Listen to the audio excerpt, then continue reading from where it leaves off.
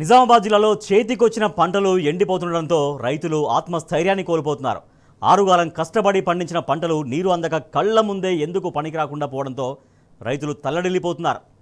నిజామాబాద్ జిల్లా సాలూరు మండలం సాలూరా క్యాంపు జాడి జమాల్పూర్ గ్రామాల్లో రఘునాథం అనే రైతు పంట పొలాల్లోనే పురుగుల మందు తాగి ఆత్మహత్య యత్నానికి ప్రయత్నించాడు. రాజకీయాలు అంటగట్టి తమ పొలాలు ఎండబెడుతున్నారంటూ ఆవేదన వ్యక్తం చేశాడు. తమ పొలాలకు D28 కెనాల్ నీళ్లు ఇవ్వకుండా ఎగువ ప్రాంతానికి తీసుకెళ్తున్నారని నిప్పులు చెరిగారు. నిజాం సాగర్ ప్రాజెక్టులో పుష్కలంగా నీళ్లున్నా అధికారుల నిర్లక్ష్యం వల్ల పంటలు ఎండిపోయే పరిస్థితి వచ్చిందంటున్న రైతులతో మా ప్రతినిధి రవీందర్ ఫేస్ టు ఫేస్.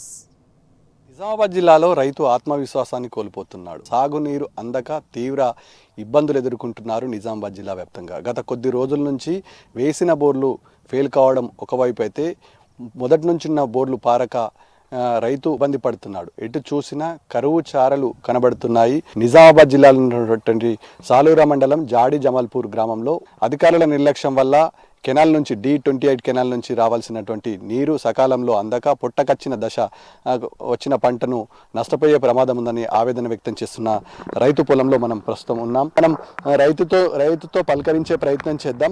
ఎకరాలు సాగు చేశావు, నిన్న ఇదే పొలంలో మందు డబ్బాను పట్టుకొని ఆత్మహత్య శరణ్యము, ఇక భవిష్యత్ ప్రశ్నార్థకంగా అయింది అనే మాటలు వినబడ్డాయి. ఎందుకు అట్లా పరిస్థితి ఎందుకు వచ్చింది? ఇప్పుడు ఎకరానికి 25 నుంచి 28 వేలు అప్పు తీసుకొచ్చి పెట్టాం. 14 ఎకరాలు చేసినప్పుడు 14 ఎకరాలకి ఖర్చులు అంతే ఉంటాయి కదా, 4 లక్షలు చిల్లరేమున్నాయి. మరి అటువంటి అప్పులకి ₹2 వడ్డీ పెట్టి ఈ అప్పుతో పాటు వడ్డీలతో కూడా ప్రతి ఒక్క రైతుకి జరిగే ప్రాబ్లమే. పెద్ద మొత్తంలో చేసిన వాళ్ళకి ఇంకా పెద్ద ఎఫెక్ట్.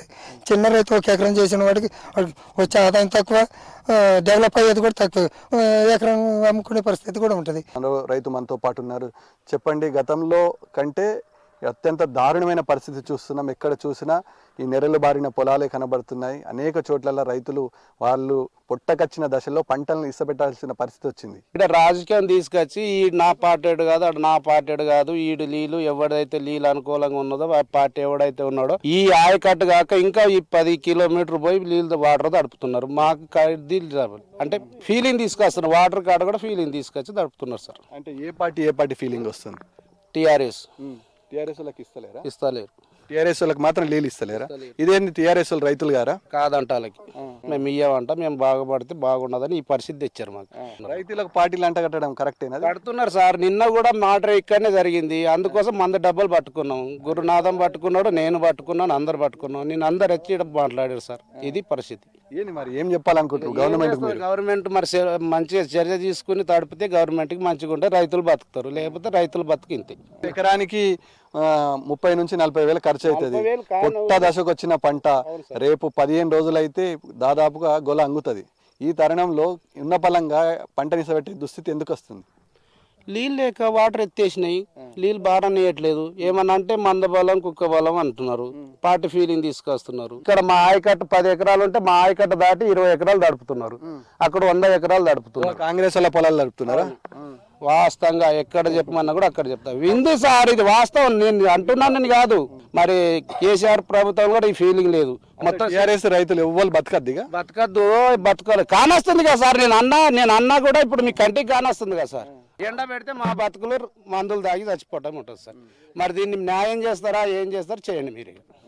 ఇది రైతు ఒకటే చెప్తున్నాడు. ప్రధానంగా ఇవాళ పార్టీలను అంటగట్టేసి టీఆర్ఎస్ ఉన్నటువంటి రైతులు, టీఆర్ఎస్కి అనుకూలంగా ఉన్న రైతులకు పొలాలకు నిలియద్దు, ఓన్లీ D28 కెనాల్ నుంచి వచ్చేటువంటి నీళ్లను కేవలం కాంగ్రెస్ కార్యకర్తల పొలాలకి మళ్లించడానికి ప్రయత్నం చేస్తున్నారు. గతంలో కేసీఆర్ ముఖ్యమంత్రిగా ఉన్న సమయంలో ఇలాంటి పరిస్థితి ఉండలేదు.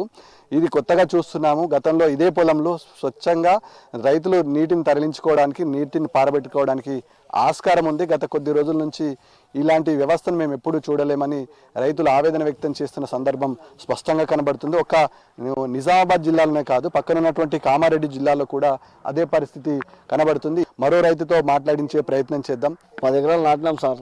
కాల వదులుతున్నారు కానీ ఇక్కడ ఊరోళ్ళు ఫీలింగ్ పెట్టి ఇక్కడ లాస్ట్ కాల ఆయకట్ట రానిస్తలేరు. ఒకళ్ళు కట్టేస్తే మళ్ళీ ఒకళ్ళు గంట కచ్చి తీసేస్తున్నారు.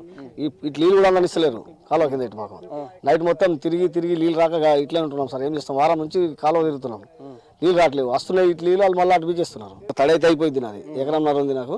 ఇక్కడ వేసింది వడబడిపోతుంది మొత్తం.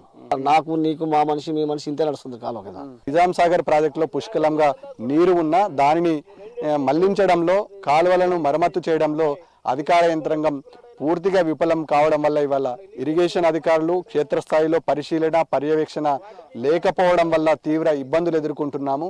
గతంలో కేసీఆర్ ముఖ్యమంత్రిగా కొనసాగిన సమయంలో ఇలాంటి పరిస్థితి ఏ రోజు కూడా చూడలేము.